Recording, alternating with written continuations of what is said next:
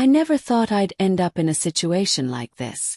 I had just lost my job 2 months ago, laid off with zero notice and barely any savings to fall back on.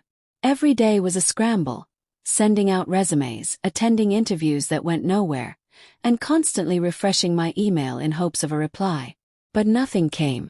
I was surviving on noodles, discount groceries, and sheer desperation. Rent day was approaching fast, and I was already 2 weeks late. My landlord, Mr. Nolan, hadn't said much yet, but the tension was building. He wasn't your typical landlord. Early 50s, always well-dressed, quiet, and oddly charming in a distant way. He lived in the house adjacent to mine, a duplex, and we'd exchanged a few polite words over the months. He always seemed helpful, but in a way that left you unsure if he was being nice or just calculating. One afternoon I got a knock on my door. My stomach dropped. It was him. I opened the door hesitantly, trying to mask the anxiety crawling up my throat. He greeted me with his usual half-smile, then gently brought up the unpaid rent. I confessed the truth. I didn't have the money. Not yet. I needed time. His expression didn't change. No anger, no threats. Just calm. Then he said something odd. I understand things are tough, but there are other ways. Maybe we can work something out. I blinked, unsure if I heard him right. I asked what he meant, but he just smiled, said I should come over later to talk. No pressure, he added, walking away without waiting for an answer. The rest of the day was a blur. My mind couldn't stop replaying his words. Other ways. What could he possibly mean by that? The implication lingered, and I hated that a small part of me was considering whatever it was. I was out of options. Friends were either too far or too broke themselves. My family, not in the picture. As night fell, I found myself standing in front of his door, heart pounding. I didn't knock. I just stood there, debating whether to turn around. Eventually the door creaked open. He'd been expecting me. He invited me in with that same unnerving calm. The inside of his place was everything mine wasn't. Neat, modern, expensive. I sat down, hands trembling, wondering what kind of deal he was about to propose. He poured me a glass of wine I didn't ask for and finally sat across from me, resting his elbows on his knees like we were about to negotiate a business deal. He looked at me carefully, then simply said, "You don't have to pay me in money." The air thickened. My mouth went dry. I stared at him, waiting for clarification, but deep down I already knew what he meant. He just watched me, patient and quiet, like this wasn't the first time he'd made this kind of offer. I didn't respond right away. Couldn't. My brain was still processing what he had just said, and part of me hoped I misunderstood. But I hadn't. He didn't elaborate, didn't explain. He just sat there, waiting for me to fill in the silence. I asked him directly what he meant, and he said it without flinching. "I don't need the rent if you're willing to be close to me." The words hit hard. I stared at him, trying to gauge if this was some twisted joke. But his face didn't shift. He was completely serious. I felt humiliated, like I'd been stripped of whatever dignity I had left. At the same time, I couldn't pretend I hadn't thought something like this might happen. The way he always looked at me for just a second too long, the subtle compliments, the quiet hovering, it made sense now. He said he didn't want to force anything, that it would be completely my choice. He described it as an arrangement, mutual, discreet, and beneficial. You help me feel a little less alone, and you don't have to worry about rent. No strings, no expectations beyond that. His tone was smooth, confident, like he'd said it all before and knew exactly how it would land. I wanted to get up and leave, but I didn't. Couldn't. My pride and my survival instincts were at war. I asked if anyone else knew about this kind of offer. He just smiled and said, "Some people see the bigger picture. Some don't." I didn't know whether to be furious or ashamed, or both. I told him I needed time to think. He didn't push. "Of course," he said. Pouring himself another drink like this was the most casual thing in the world. Back in my apartment, I collapsed on the couch, numb. I hated that I was even considering it. But the reality was brutal. I had no money, no backup plan, and no job prospects. I'd already applied everywhere. I was invisible to the world, but now I was being seen, for the wrong reasons. I didn't sleep that night. I kept thinking about what it would mean. It wasn't just about sleeping with someone. It was about what I'd have to carry afterward. But I also thought about the cold, the notices piling up, the eventual eviction. What would be left of me then? The next day I avoided him. I didn't answer the door, ignored a message he left on my phone saying he hoped I was okay. He was calm, collected, and somehow still polite, which made it worse. It wasn't desperation. It was control disguised as kindness. By the third day, I found myself knocking on his door. My voice shook when I said I was ready to talk. He nodded slowly, led me inside, and said, "I want this to be simple. You won't owe me anything as long as we both get what we want." He nodded. I hated myself for it. But I nodded. The first time it happened, I felt like I'd left my body. I didn't look at him, didn't speak much, just went through the motions. Afterward, I locked myself in my room and cried for hours. It wasn't just shame. It was something deeper, like I had crossed a line I couldn't return from. But the rent was suddenly no longer an issue. He didn't even mention it again.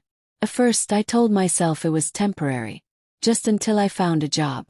Just until I got back on my feet. But weeks passed and nothing changed. He became more comfortable, more present. He started texting more, leaving small gifts at my door, asking personal questions. I tried to keep my distance emotionally, but he was persistent. Always polite, always composed, but always there. I kept it a secret. I didn't tell anyone. I couldn't. Even my closest friend started to notice something was off. I lied to her face, told her I was picking up freelance work online. She bought it, or maybe she just didn't want to push. Either way, I was alone in it. Completely alone. He started to show a different side. Jealous, possessive. One day, I mentioned a guy friend I was catching up with, and his entire demeanor shifted. He didn't yell, didn't accuse, but he made it clear, without saying much at all, that he didn't like it. That same night, he showed up unannounced with wine and dinner like everything was normal. It wasn't. I began to feel trapped. I was technically free to walk away, but I knew the cost. I couldn't afford to move. He held all the power, and he knew it. There was an unspoken rule. As long as I played along, things stayed good. But the minute I pulled back, I could see the cold calculation behind his eyes. One night, I found a drawer full of letters and photos in his study. Curiosity got the better of me. What I found made my stomach turn. Photos of other women. Some smiling, some candid. Notes in different handwriting. All addressed to him. They weren't just from tenants. They were from women he'd done this with before. He'd been running these arrangements for years. That night everything changed. I realized I wasn't special. I wasn't even unique. I was just next in a long, quiet line. He preyed on people like me, broke, isolated, desperate. He never forced it, but he knew exactly what buttons to press, exactly when to stay silent and when to speak. I started avoiding him again, slowly pulling back. He noticed immediately. His tone shifted. Still polite but colder. Order. I saw the warning signs. I'd accepted his game, and now I was breaking the rules. Something inside me snapped. This wasn't survival anymore. This was submission. I knew I had to find a way out, no matter what it cost. Because if I stayed any longer, I wouldn't recognize myself anymore. I stopped responding to his messages. I ignored the knocks on my door. The silence between us turned heavy, and I could feel the shift in his mood even without words. He didn't like being shut out. I knew I had to get out before things escalated. So I started packing slowly, quietly. I sold a few things online, applied for remote jobs nonstop, anything to scrape together enough for a deposit somewhere else. I didn't care if it was a shared room or a couch. I just needed out. I reached out to an old friend I hadn't spoken to in a while. I told her a filtered version of the truth. She didn't press, just offered me a place to crash for a few weeks. That small act of kindness gave me the momentum I needed. It reminded me that I wasn't as alone as I had convinced myself I was. When I finally confronted him, I didn't give him time to twist anything. I told him directly. It was over. Whatever this arrangement was, I wanted no part of it anymore. His face barely moved. He just looked at me for a long time, then nodded like he'd already prepared for this moment. He said, "You're making a mistake. Things won't be easier out there." I didn't reply. I didn't owe him any more words. I moved out 2 days later. I left behind furniture, dishes, everything I couldn't carry. I felt lighter even in my fear. He didn't stop me. He didn't try to reach out. It was like I'd become invisible the second I stopped being useful. A week later, I found a thread online. Someone had anonymously posted about a landlord who offered rent-free housing in exchange for silence and companionship. The details were too specific. It was him. And it wasn't just one woman. There were multiple replies, each more disturbing than the last. Someone even mentioned gathering evidence and going to the authorities. I added my own story anonymously, not for revenge, but to make sure no one else fell for his quiet, manipulative charm the way I had. That night, for the first time in months, I slept without fear. I wasn't healed. I wasn't whole. But I was out. And that mattered more than anything. I still think about it sometimes. How easy it is to get pulled into something that looks like help but feels like control. How fast you can lose yourself when your choices are built on desperation. I won't lie and say I'm proud of everything I did. But I'm proud I walked away.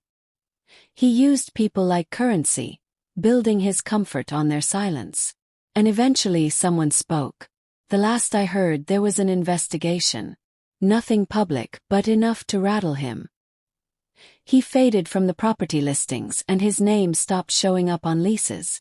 As for me, I got a part-time job, then another. I'm rebuilding slowly. The damage is still there, but I'm no longer ashamed. Survival isn't pretty, but it taught me what I'm willing to fight for. And now I fight for myself,